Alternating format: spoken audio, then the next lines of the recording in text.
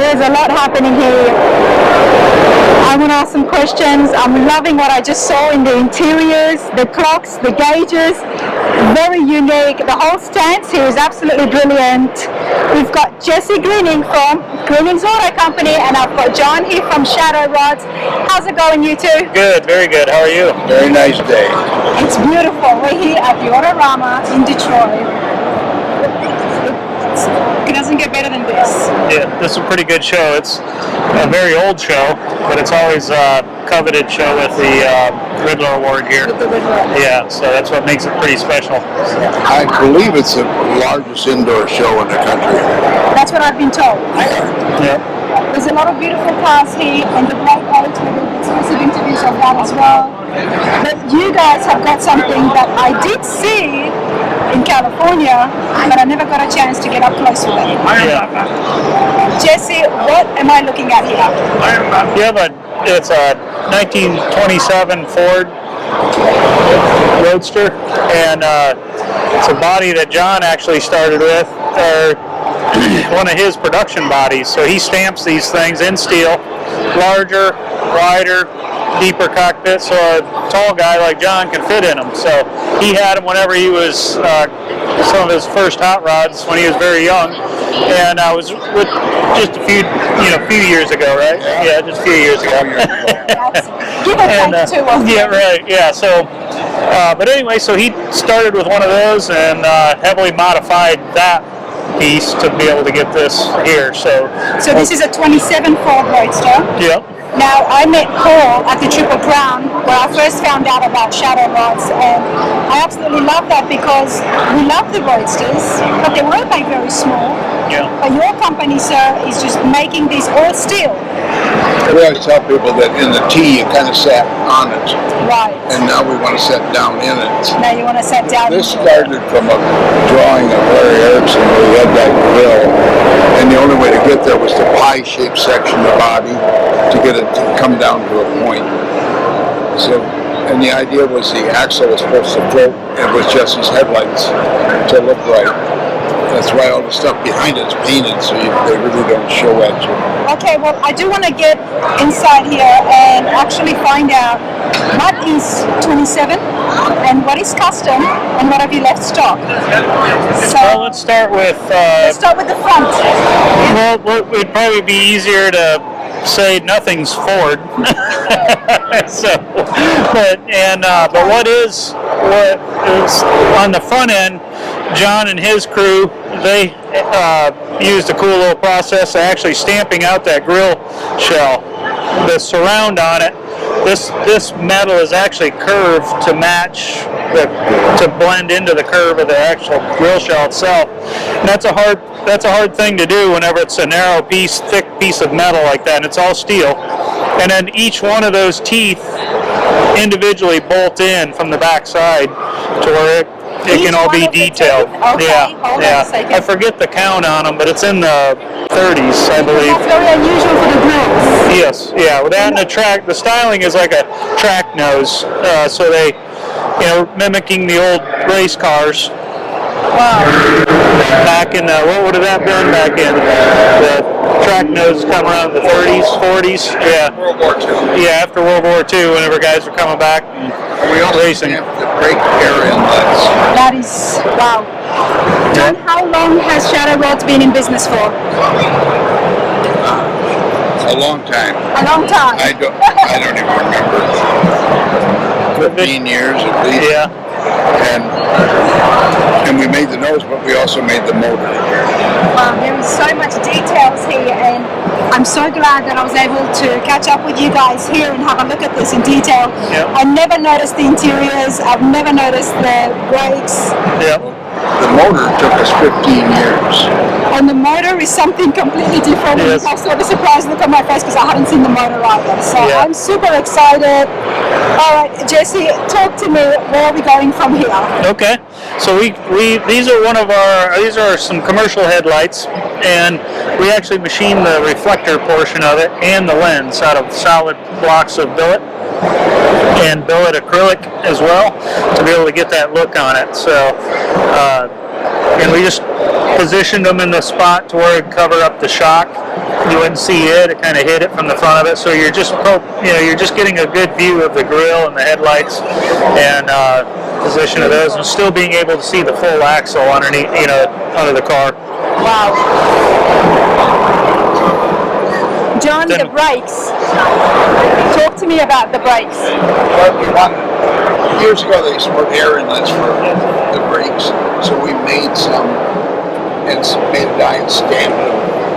Yeah, this piece right here is actually a stamped piece of sheet metal, and then so did that exist in the 20s? Similar pieces, but not Art Deco-y looking like they are in style. They were just very functional. Somebody would hammer out a piece of steel or aluminum and rivet it to the backing plate, and that kind of made a performance brake. And then these are Lincoln brakes, and the reason those were popular because they were a little bigger diameter than what they would have been on a smaller car. So, but again, we wanted to have that old race car look to it, so and the kind of going with theme with track nose. To get air in, is that what the purpose? Yeah, you have air going in.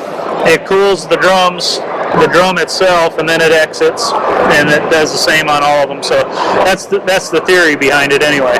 So well, the 20, especially the late 20s, was such a time of racing.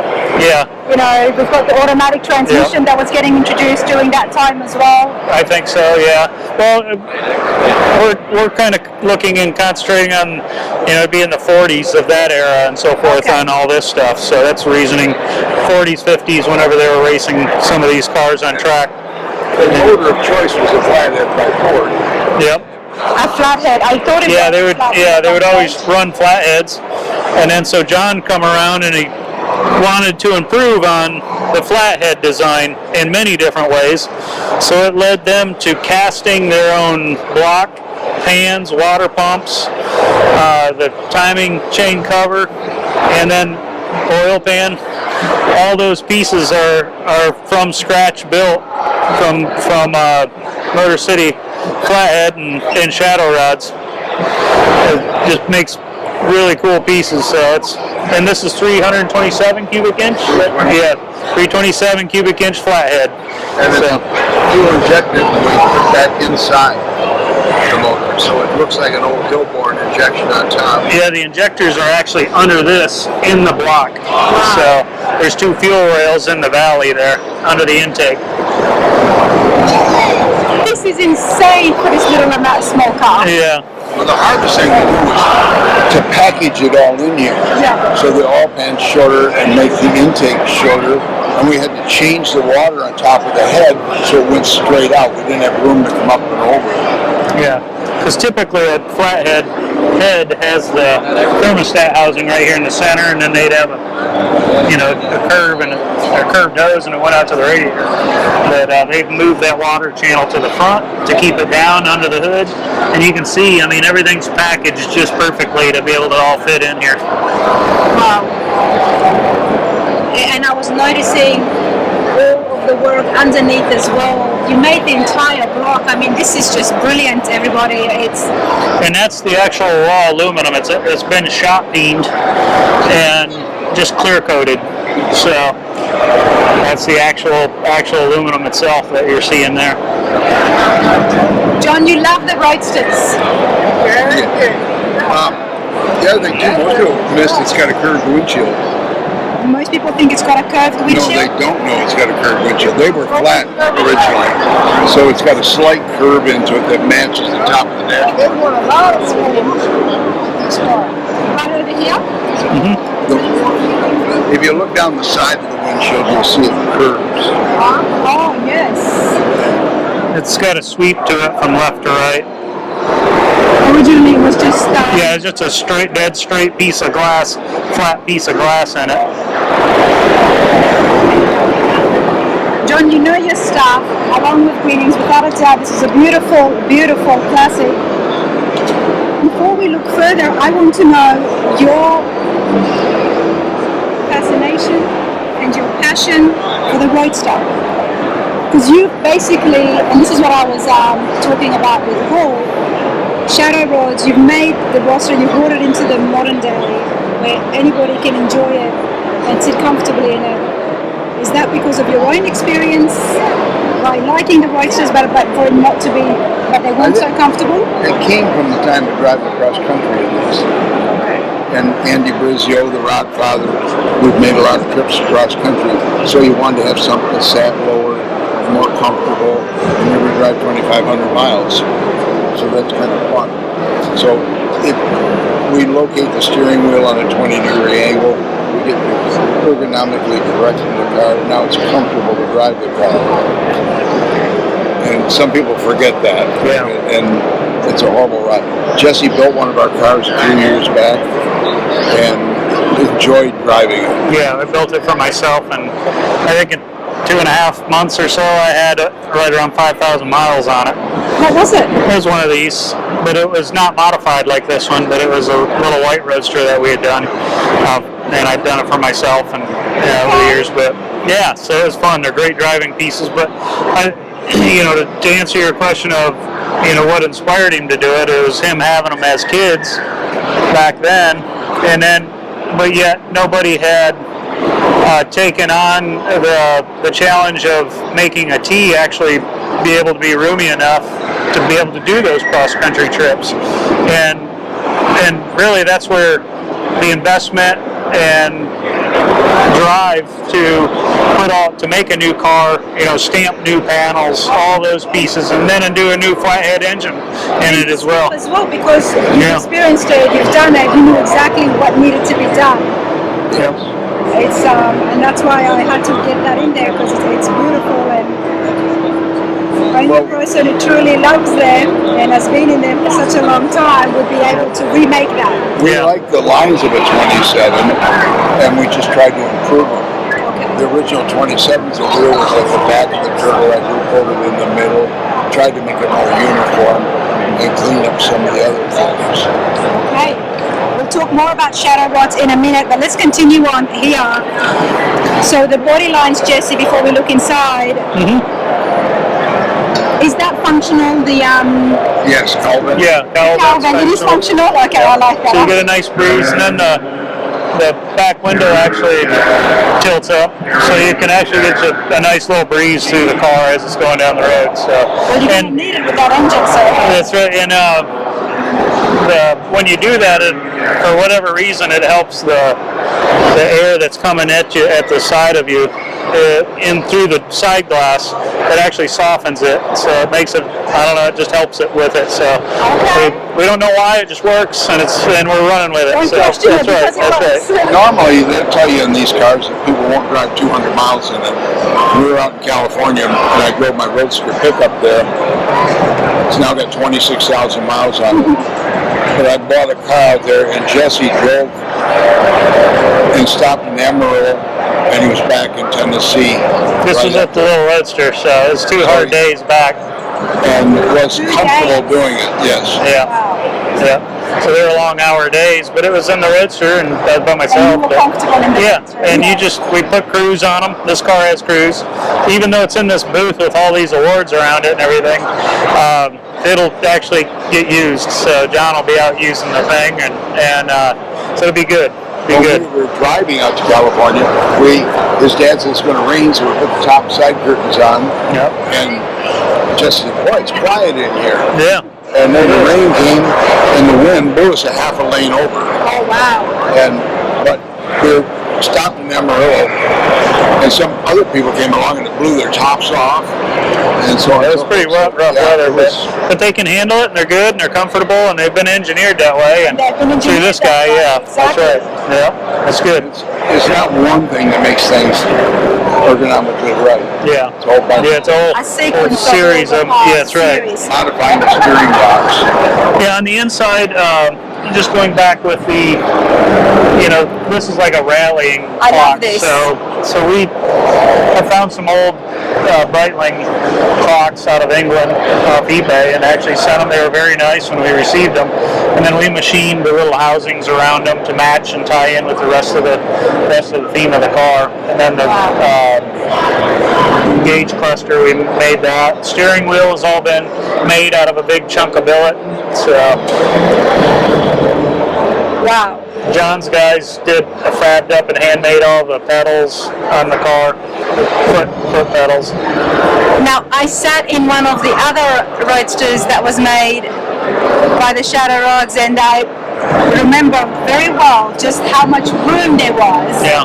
And there's a video on my social media as well. As I'm sitting down, I can actually slouch back, and it was brilliant, and it stuck with me because I always thought of these as very small cars. Yeah, they are. Yeah, but once you're in them, they're good. So, and John's made a huge improvement over a stock tee, and it's the back of the door line here. So not only is it visually better, matching the back of the body, it's also extended it about 2 or 3 inches roughly from it being just a straight door like they were on Ford. So it helps you get in and out a little more. Yeah. The whole body's wider. Yeah, and then the whole body's wider, the cockpit's longer, and which proportionately all the tulip panel, the trunk area is a little larger as well. We don't have a rumble seat in there, do we? No. No, in my original one. Do you have one in the original one? I made it into a rumble seat because they didn't have one until later. And who sits in the rumble seat? Well, I have 4 kids in 4 years, so. Well, me when I come around next time. Yeah. That's right. Okay, wow. Let's have a look. Modify the back and put a roll bar on it. Run this down underneath. Wow. You know, these days, these undercarriages that you lot are making, and that's why I love having the builders here involved in the interviews, because I respect this a lot, everybody. It's absolutely beautiful. Jesse, talk to me. This must be your work. Yeah, the detail, paint work, all that stuff is all, and it's all advanced plating, chrome work, and with the wishbones been machined out of steel. The 2 large chrome pieces there, but then John and his guys set up all the chassis stuff, and then it just come to us to get all nice and pretty. So they do some really nice work. Yeah, and then the mufflers, if you look, they have the same flange and bolt together, just like the thermostat housing on top of the head. So one of the details that carries through the car. And we'll take the winner's rear end and modify it just in a cosmetic way, and we remachine the rear cover, to help it match. Matching the engine. Yeah, matching this, component. Use the little XL27 badge. You see it here in the plate and down there, and just a few on the back of the side mirrors, and a few little key places. Loving the tail lights here. Yeah, we machined all of these, and there's actually XL27 in them when they light up. Really? Yeah. Okay. So it's kind of a nice little detail, but it has to be lit up to actually see it. I love the choice for the tires because I shouldn't say tires, I should say tires. Yeah, that's right. Yeah. You must have been hanging around Bobby Alloway. Yeah, he's trying to correct my English, so I can't. He'll do that. The whole top will fit in the trunk. The whole top. Comes apart, fits in the trunk. Yep. So you can go as a roadster when you want to put the top on. So How is that attached? Is it by clips or? No, there's 4 pins. 2 on the quarters and then 2 on the windshield posts up off the head or on the top. And that's fairly easy just to take it off and. Yeah. Stuff it in the trunk and keep going. What I was saying about the tires, everybody, is the size is perfect because the width of this has been so much more wider than what they originally were. He didn't want to have fat tires in the back. Yeah. It works. It just works like the and it goes back to the traditional look of the old race cars, and mimicking that. So, in fact, that's where our inspiration for whenever I come up with the wheels and to make them was. We styled them after Eric Brockmeyer does a bunch of renderings and helps us get our ideas on paper, and so we decide if it works well. So he drew these up with me, and I sent him a bunch of examples of old late 50s, early 60s IndyCar wheels that were out there, and this was similar to one of them, and that's how we come up with some of this detail work that we wanted to do on it. So then we machined it out of 2 large. Each wheel is 2 large pieces of billet. So we machined the inner barrel all out, or smooth, and then we machined about halfway in the wheel to the outside here. So we're using 3-axis machines, and we can't do all the drop weld that's in the wheel to be able to get the tire on and off. So we have to do it that way in 2 pieces, and then we put it together and we weld it and finish it. So it's a big process.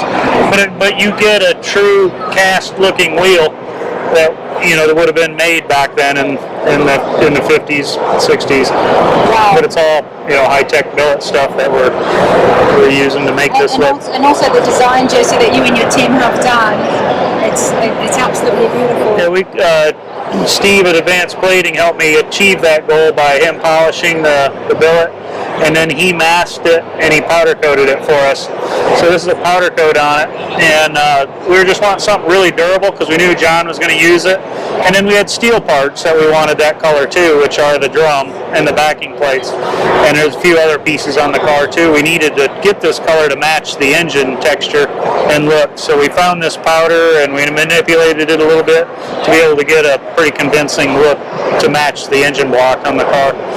And but yeah, it'll be easy to keep clean and use and maintenance. So. The amount of work that is involved in just the wheels alone, it's outstanding. How long would this have taken you, Jesse? Just the wheels? They'll run once the design approval's all done and so forth. They'll probably actual machine time would be about a couple of weeks worth of machine time on just cutting billet, just cutting aluminum. But there's so much thought involved as well. It's just wow. And then I've got a great crew back at the shop as well as Jon here, but guys on the computers that are amazing, do it way better than I can. I just help direct it and make sure it gets hopefully I get to come around and see that. Yes, yeah, we'd love to have you. We're doing shop tours on the channel, and I've been wanting to go over to Greening's auto company, so I definitely want to see what you got going on there. We have a nice new building there, and that's working very well for us, and we have a good bit of space and loads of projects there, so you have plenty to look at whenever you come by, so that'd be good. I'm excited about that. Before we move on here to the events, okay. There's a lot of awards around us. Now I know you guys were at the Triple Crown. We've got the guitar right there as well. Yeah. And I was there when you guys got awarded, so we've got photos on my social. Yeah, cool. What else have you guys gotten? One thing, it's not really an award, but it's a huge achievement, and for me as a builder, I guess, but there's the magazine covers. It used to be a huge thing when you got a magazine cover. They only made, you only got 12 a year to do that. Nowadays, it's even less. There's less magazines around, so Competition is high. And the competition is incredible. So to be fortunate enough to be able to score 3 of them, that's a huge award in itself. But Street Rod of the Year at Good Guys, that was a huge win. I've been bridesmaid several times over the years with projects, and to be able to pull a win there was a huge accomplishment for the shop, and I know for Jon as well in his shop. Remind us again at the Triple Crown, what happened? Yeah, we got the Street Rod of the Year there, so which is an amazing thing. So especially with the competition that show holds nowadays, it is just a really incredible award that we received there. So, and then we get in the toolbox here for top 12 from Good Guys was pretty cool too. This is where I was hoping to catch you at the Scottsdale. Yeah. Top 12. Barrett Jackson. Yeah, and then we got a top 5 at Barrett Jackson Cup, which is a really coveted show as well. They're getting some really, really big builders out there, and the competition is pretty steep there as well. So I think Barrett Jackson is what gets everybody screaming on the couches sitting. That's right. Yeah. That's right. I do plan to go back there again, so but let's have a look at this. The toolboxes are fabulous, and I told Good Guys last year when I went up there, and I said, "Oh, this is such a great toolbox." So is it full? And is it filled with No. tools? We were hoping it would be. That's something that I know they what need to take on board. I know what it costs to fill one back at the shop, so that'd be a pretty We put all the substantial parts in amount. there and the guitars to get it. Absolutely, but you know me, I'm just thinking that anything is possible and money just grows on trees. I'm like, oh, so it's That's with tools. Like, no? Anyway, that's my story with the toolbox. That's right. But you two, this is absolutely brilliant. Can we just, I want to ask about the vents. Yeah. Let's have a Yeah, the hood sides are really special pieces, really. John they're and very different as well. yeah, John and his crew, they come up with a way to where they come in and they, correct me if I'm wrong, John, but they laser this cut in there, and then you machine the dies, correct? Yep, machine the dies, and then he has a press that they'll press that in there, and Instead of being flat like they come there, it's got a curve.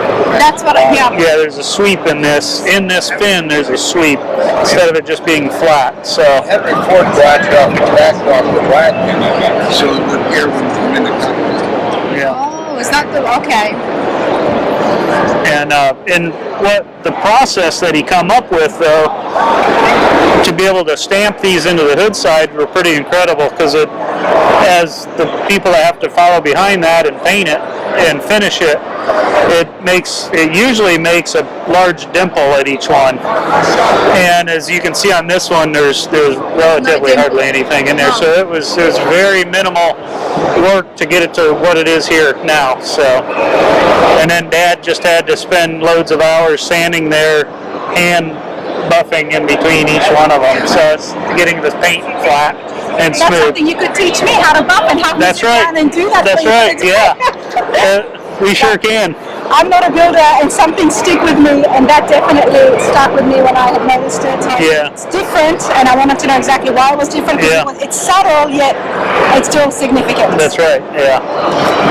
Wow. So where to next, you two? Columbus, Yeah. Columbus, Ohio. Yeah. And back there. Okay. And then I've got a couple smaller shows in between there, but What's coming out of the shop? What's the next big thing we can oh expect? gosh, we've got another project for John, and it's one we just got we have over here on the other side of the floor here, the show floor. It's not really competing for anything, but it was a '58 Chevrolet he brought us, and we didn't do all the work. We put it all together for him. It had been painted quite a few years ago, so we put it together, and then we put it on a Roadster shop chassis, put wheels in it. We made wheels for it, so it's got a good look to it. It's a pretty car, but a '58 Chevrolet Del Rey, so it's a pretty neat piece. But he's gonna hopefully run the wheels off of that thing, and then get some more miles on this over the summer. So I can't ask you what your favorite car is because you've got a whole variety in your collection. Usually my favorite car is the one I'm building. The one you're building. Yeah. You were telling me you've got an F100 Yes. that you're working on, and Roadsters obviously, and now you've got the Barrett Jackson. yeah. Very different. And then we have a project. It's a '57 Corvette that we're doing. So we got the XL27. This Corvette's pretty cool because it's an XL57. If you've noticed, those cars are, I don't know if you've been around them much, but they're made for people your size and smaller. People my size. All the Corvettes are made for people smaller. and so again, just like he's done with the 27 platform, he's re-engineered the scale of it a little bit. It's very subtle. It's a very good-looking car. It's a very nice car. But we're putting that together now, and it ought to be a really nice I'm piece. excited to see that because there's a lot of people out there trying to do that with the Corvettes. Mm-hmm. They're trying to make it wider. They're trying to make it more spacious on the inside. Yeah. And they're doing that even with the later. We did all that using the same top, the same windshield. You're using the same parts, okay. We moved things a little bit here and there. And the car looks correct. You just have to have it setting next to another one or be close to another one to really go, oh, there is something different about that one. So, or set in it, of course. So if you set in it, it's a drastic difference in it. It's very comfortable in that car. Exciting stuff, but I hope you all have enjoyed that. I certainly appreciate your time, John and Jesse. Yes.